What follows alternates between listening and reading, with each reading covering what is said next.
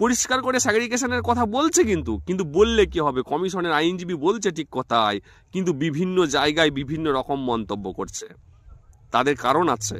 কারণ হচ্ছে সমন্বয়ের অভাব, স্কুল সার্ভিস কমিশনের সাথে পর্ষদের সমন্বয়ের অভাব, এবং পর্ষদের সাথে রাজ্য সরকারের সমন্বয়ের অভাব।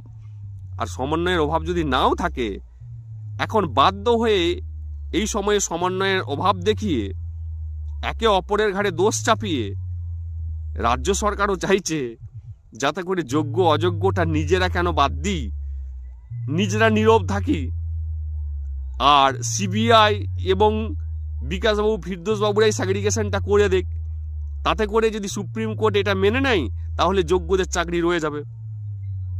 আর বঞ্চিত যারা রয়েছেন, যারা মামলা করেছেন, যারা ওয়েটিং রয়েছেন, যারা নট কল ভেরিফিকেশন আছেন, তাদেরও নিশ্চিত করে উপকার হবে যদি সেগ্রিগেশন হয়।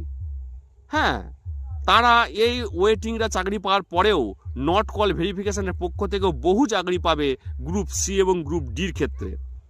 গ্রুপ সি গ্রুপ ডিতে প্রায় 90% অভিযোগ রয়েছে। তাহলে এই অভিযোগগুলোকে যদি উড়িয়ে দেওয়া হয় তাহলে সেই জায়গায় তো নট কল ভেরিফিকেশন, এবং যারা এতদিন ধরে মামলা করেছেন, যারা আরটিআই করেছেন, যাদের কাছে সঠিক তথ্য রয়েছে, তারা নিশ্চিত করে ওয়েটিংদের জব পাওয়ার পরেও নট কল ভেরিফিকেশনের পক্ষ থেকে অনেকে চাকরিটা পাবে। তাই প্রত্যেক বঞ্চিতকে বলবো, আপনাদের হৃদয়ে প্রচুর রাগ আছে। যারা চাকরি পেয়েছে তারা আপনাদের জন্য কোনোদিনও মুখ খুলেনি, এবং হাজারে হাজারে অযোগ্য চাকরি বিক্রি হয়েছে। তার ফলে আমি আপনি সকলে রাস্তায় বসে আছি। তার জন্য কোনো শিক্ষক, অধ্যাপক, উপাচার্য কেউ কোনোদিন মুখ খুলেনি।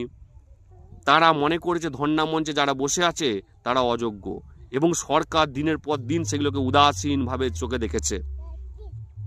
তাই আপনাদের রাগ এবং ক্ষোভকে আপনারা সংযত করুন। আইনজীবীদেরকে বলবো সওয়াল জবাবটা হোক সেগ্রিগেশনের জন্যই, না হলে আপার প্রাইমারি প্যানেল বারুদের স্তূপে রয়েছে, না হলে প্রাইমারি 2014 টেট 2017 টেট বারুদের স্তূপে বসে রয়েছে। সব ক্ষেত্রেই যদি এই পুরো প্যানেল বাতিল হয়ে যায় তাহলে রাজ্যের শিক্ষা ব্যবস্থায় অরাজকতা তৈরি হবে,